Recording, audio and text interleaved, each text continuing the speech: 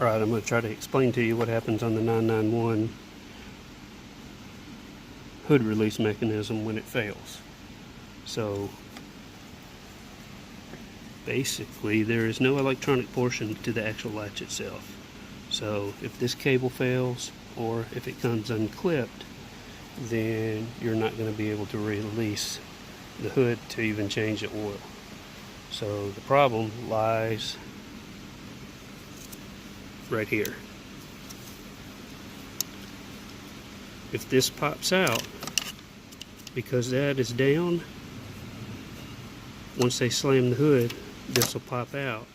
And then even if this sticks up through this hole and you access it under the actual spoiler, you still will not be able to pop the hood because this is hanging out in here.